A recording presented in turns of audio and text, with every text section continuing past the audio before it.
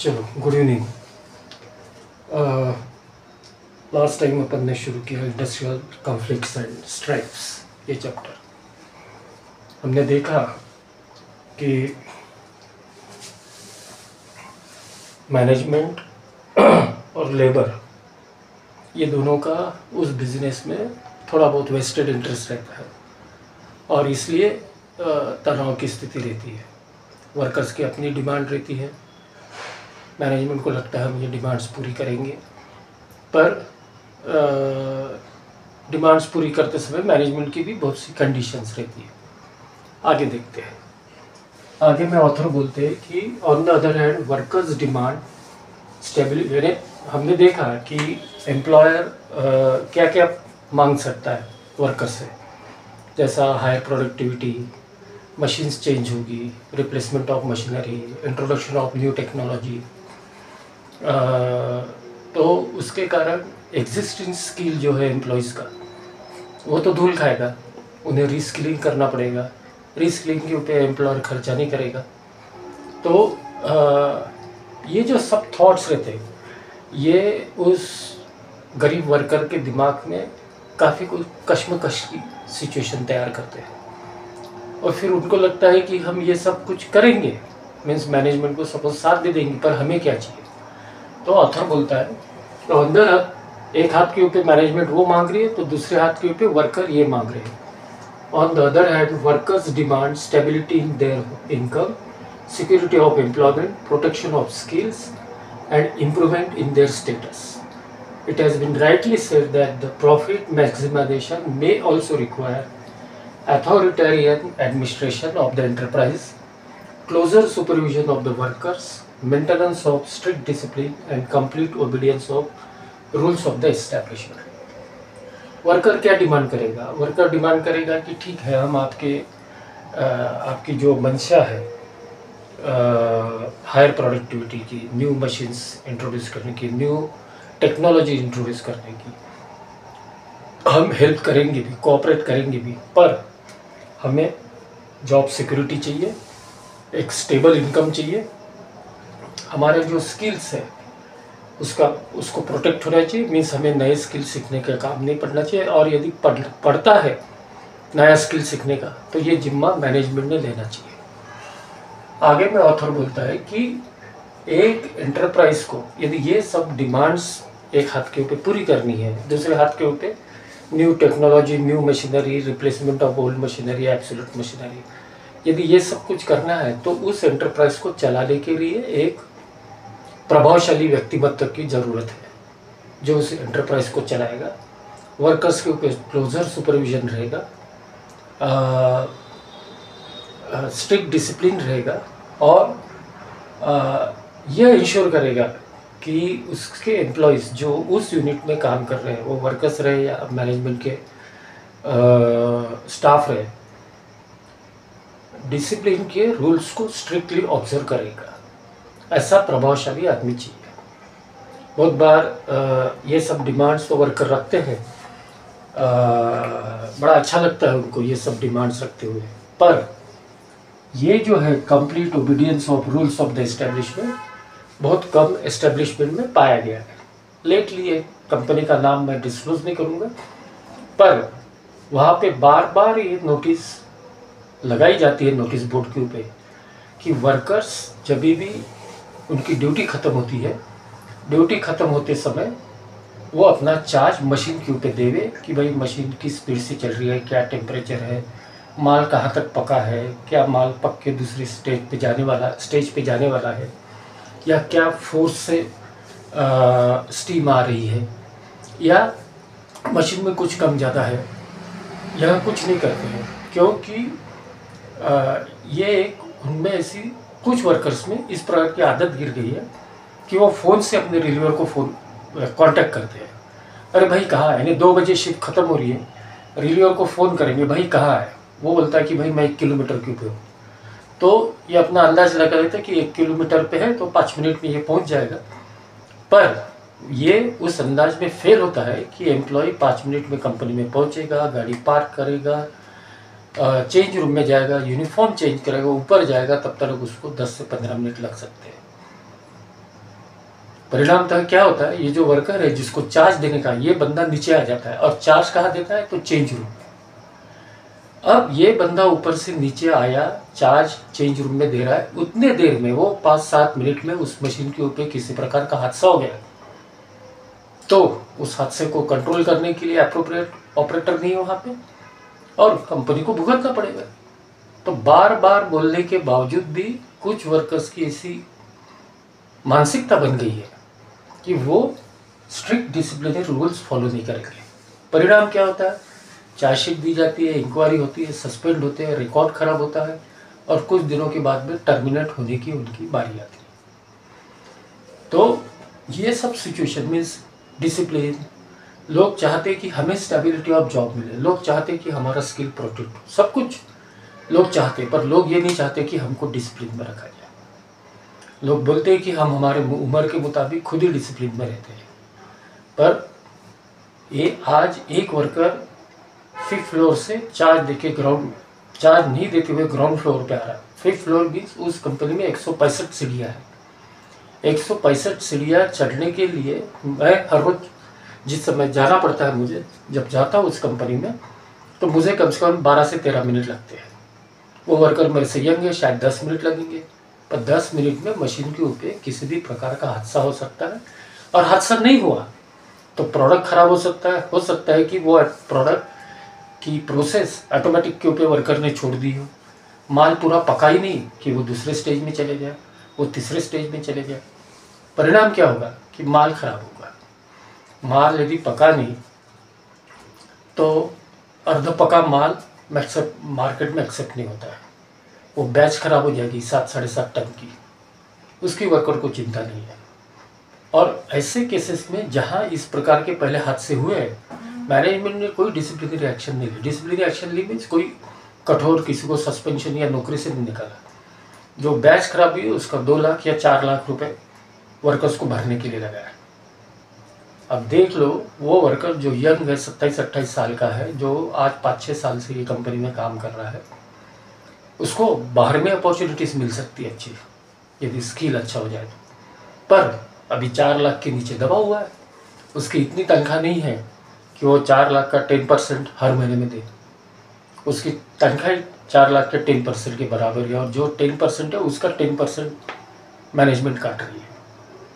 तो परिणाम क्या हुआ, जो पैसा आप कमाने के लिए आए हो, आप बोलते हो कि मुझे स्टेबिलिटी ऑफ इनकम चाहिए, स्टेबिलिटी ऑफ जॉब चाहिए, क्या मीन्स परिणाम क्या हुआ, थोड़ी सी एक छोटी सी भूल कि हम तो ऐसे ही है, हम नहीं सुधरेंगे।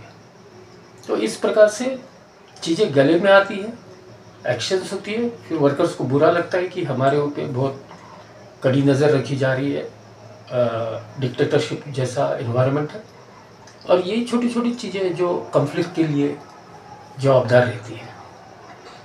हर एक को लगता है कि मैं मेरी ड्यूटी बहुत ईमानदारी से और बहुत कुछ सैक्रिफाइस करते हुए कर रहा हूँ, पर इंडस्ट्री का अपना एक कल्चर है, एक प्रोसेस है, उस प्रोसेस में वैसे ही बिहेव करना पड़ता है, उसमें चेंज नहीं। आपको 8 घंटे आना है, 8 घंटे में उस प्रोसेस में वैसे ही बिहेव करके खुशी खुशी घर जाना है, पर नहीं, हम सब कुछ नौटंकी यहीं पे करेंगे कार्यस्थल पे। दूसरे बाजू में बोला जाता है कि ऑन द कॉन्ट्री वर्कर्स में demand a share in the management of enterprise, a voice in formulation of standing orders and a scope for self-expression and respect for dignity of their individuality. Hence, it is not only the sharing of fruits of the industry that generate conflict. Workers आगे में यही भी बोल सकते हैं कि भाई, जैसे जहाँ तक मुझे ध्यान में 74 या 75 में यह एक्ट आया था, वर्कर्स पार्टिसिपेशन इन मैनेजमेंट, कि एम्प्लॉय के कैपेसिटी में रह के हमें मालक लाखों रुपए करोड़ों रुपए बना रहा है, ये दिखता है, और हमें लगता है कि हमें बिगर सैलरी दे रहे हैं, छटक भर का बोनस दे रहे हैं, छटक भर की फैसिलिटी दे रही है। पर जब उसने 1 रुपया लगाया था और 1 रुपये में वो एंटरप्राइज नहीं चल रहा था, तो उसने उसके ऊपर 1000 रुपये लोन पे लिए। वो लोन का इंटरेस्ट दे रहा है वो कई सालों से, वो किसी को नहीं दिखता। लोगों को लगता है करोड़ों रुपये छापे जा रहे हैं, हमारा शोषण हो रहा है, करोड़ों रुपए छापे जा रहे हैं, क्या पॉलिसी बनाते क्या नहीं, हमें कुछ नहीं पता। हमें हर रोज़ एक प्रोडक्शन चार्ट दिया जाता है, भाई इतना टन माल बनाने का है, वो माल बिक रहा है नहीं बिक रहा है, क्या हो रहा है उसका, हमें कुछ नहीं। ठीक है, उस प्रकार से इन्वॉल्वमेंट जब किया गया तो फिर उस समय हमें डिसीजन नहीं लेना है। यदि डिसीजन लिया जाता है कि हम एक्स पार्टी से रॉ मटेरियल लेते थे, अभी वाई पार्टी से लेना है, 2 पैसे से महंगा है, तो भाई आपकी क्या राय है, तो हम उस समय कोई राय नहीं देंगे। उस समय हम मैनेजमेंट के चेहरे देखेंगे कि कौन अपनी राय दे रहा है। मीन्स हमें सत्ता भी चाहिए, पर उस सत्ता में जब डिसीजन लेने का काम है तो हम नहीं करेंगे। अच्छे शब्दों में, जो आजकल के चालू शब्द है, हमारी फर्ती है डिसीजन लेने के लिए। फिर स्टैंडिंग ऑर्डर फॉर्मुलेशन में भी हमें इन्वॉल्व करना चाहिए। अब हमने इसके पहले स्टैंडिंग ऑर्डर एक्ट देखा, जहाँ पे सरकार की अपनी स्टैंडर्ड्स स्टैंडिंग ऑर्डर्स है, मॉडल स्टैंडिंग ऑर्डर्स।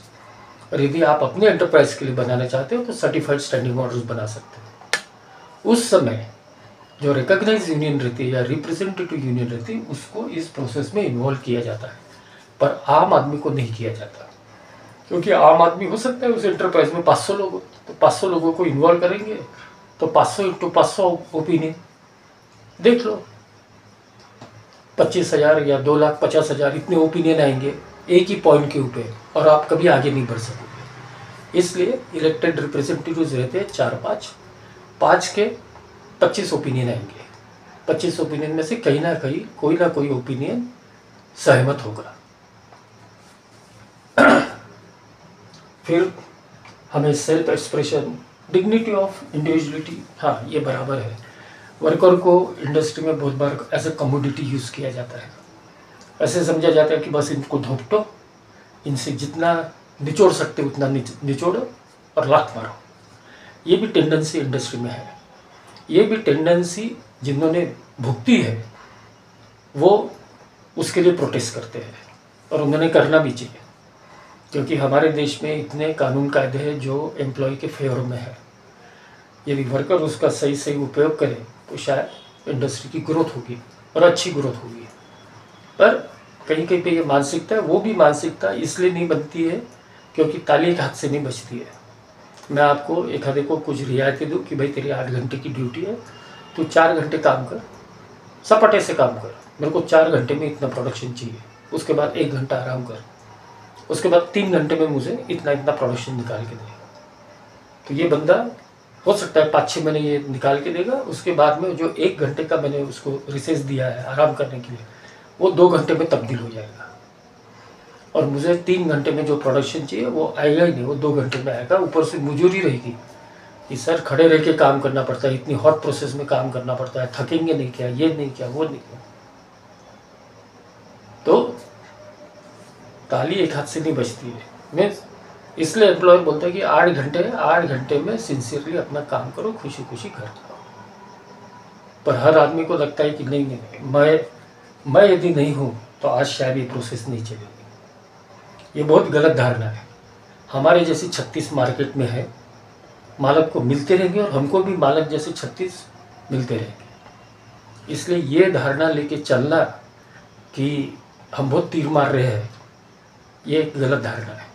अरे आपके पास भी स्किल सेट था छटक भर का, उसको आपको अपॉर्चुनिटी मिली इसलिए आपने उसको मल्टीप्लाई किया, तो अपॉर्चुनिटी तो इस एम्प्लॉयर के पास मिली ना।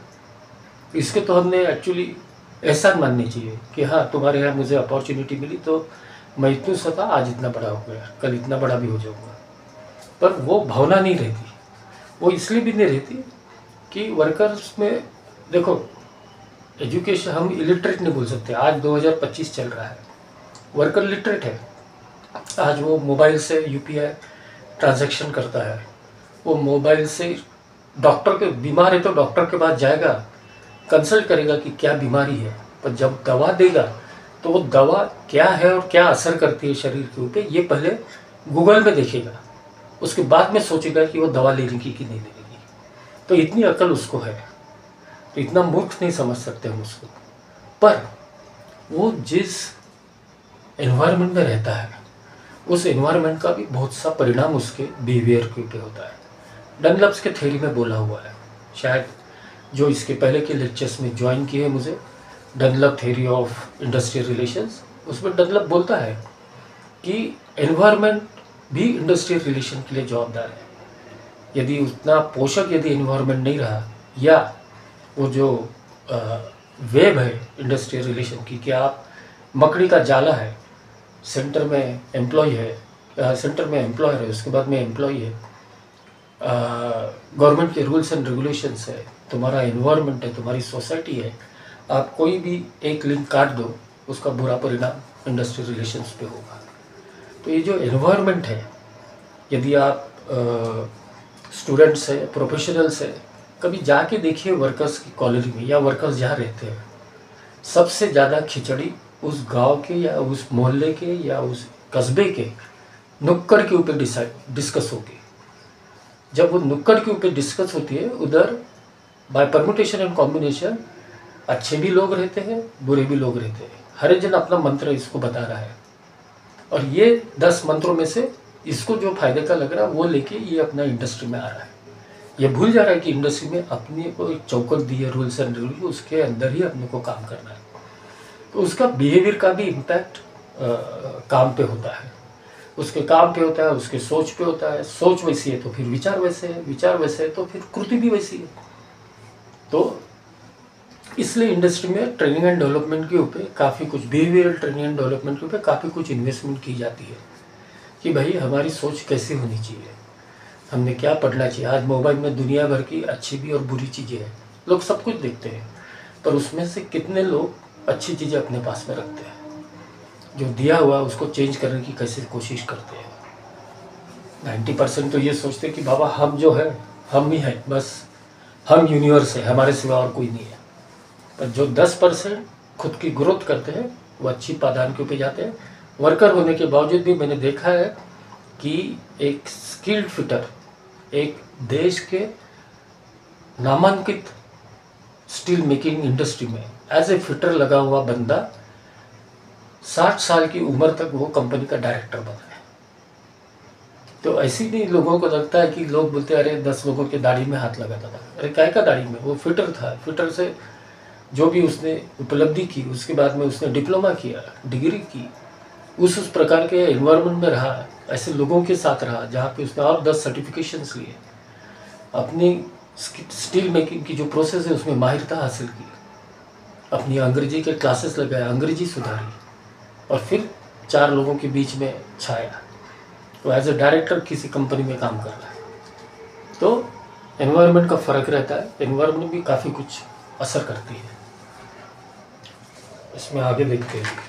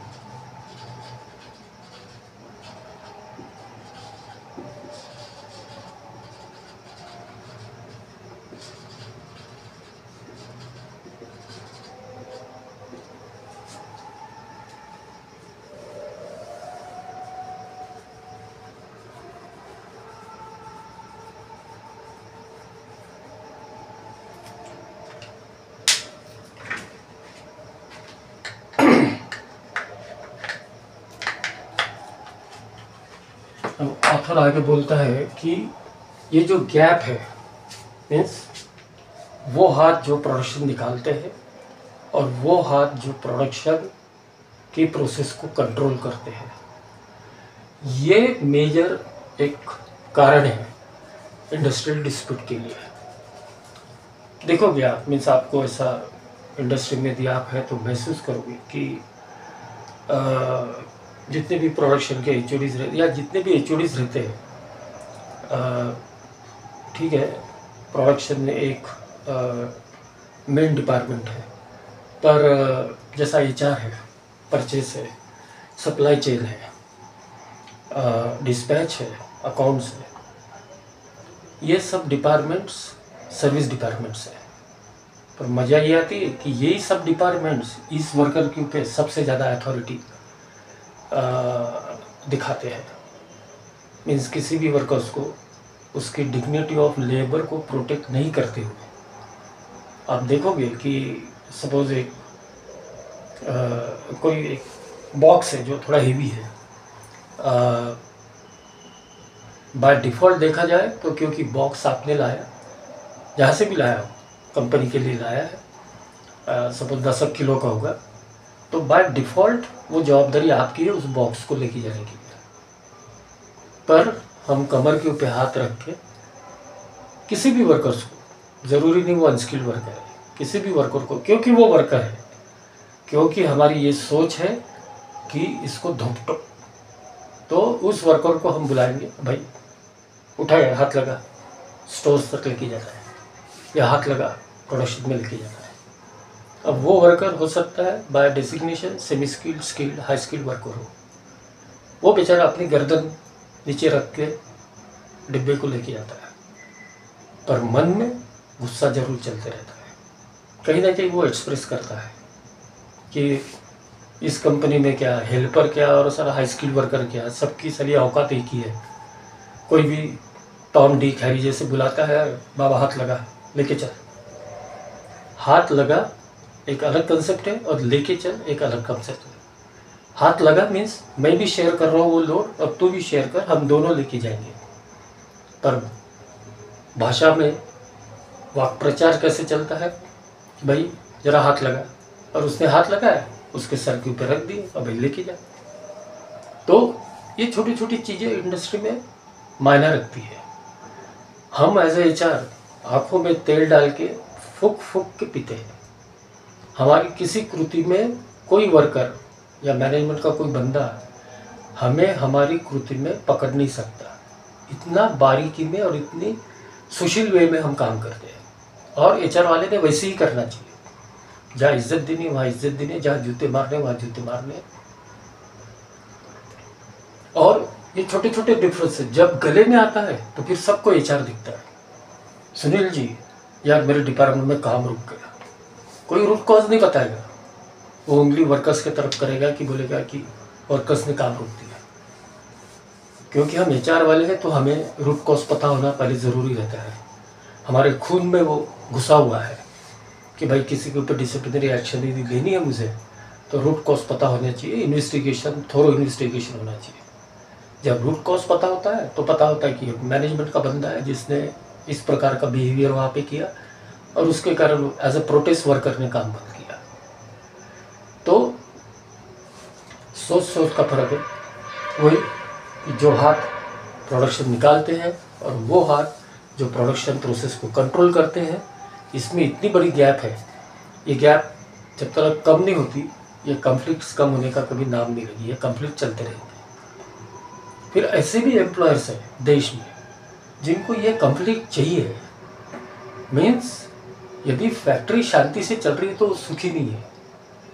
उनका ये है कि अरे शांति से चल रही है, सारा कुछ तो भी गड़बड़ है, कहीं पे कुछ मामला या कहीं कुछ इशू दबा के रखा है, किसी का बहुत ज़्यादा इन्फ्लुएंस चल रहा है कि कोई मामला ऊपर नहीं आ रहा है।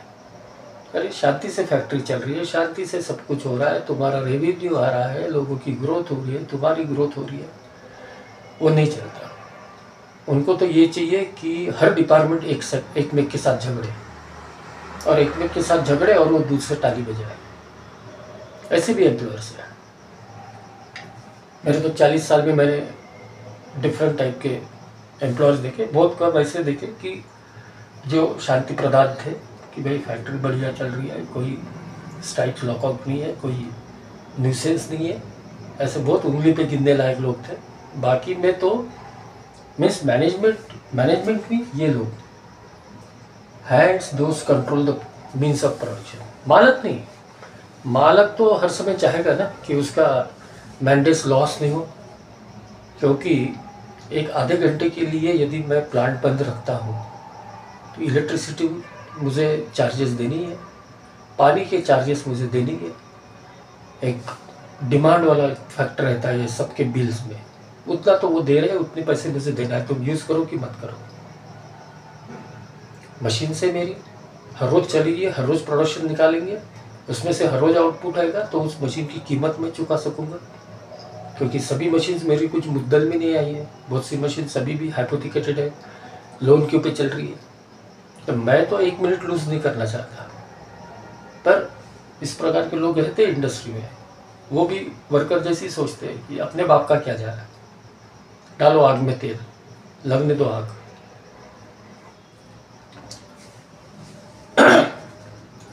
अब नेक्स्ट सब टॉपिक है industrial conflicts and dispute. Industrial conflict is a rather a general concept. When it acquires specific dimension, it becomes an industrial dispute. The various terms such as labor dispute or trade disputes are used in different countries. Industrial dispute एक general term है, industrial conflict, पर जब वो dispute का रूप लेती है तब कुछ उसके रिजल्ट्स कुछ अलग रहते हैं, और वो बहुत बार नुकसान के तरफ ही मोड़ते हैं। और अलग अलग देशों में लेबर डिस्प्यूट या ट्रेड डिस्प्यूट इस प्रकार के शब्द इस्तेमाल होते हैं। इसलिए आने वाले चैप्टर में हो सकता है कि मैं इंडस्ट्रियल डिस्प्यूट की वर्ड यूज़ नहीं करूँ, क्योंकि जो मैं सीखा हूँ या जो मैं प्रैक्टिस करता हूँ उसमें ये डिफरेंट वर्ड्स यूज़ होते हैं मेरे द्वारा, पर उसका अर्थ सेम ही है कि वो इंडस्ट्रियल डिस्प्यूट से ही संबंधित है। बचा हुआ अपन कल करते हैं। Thank you.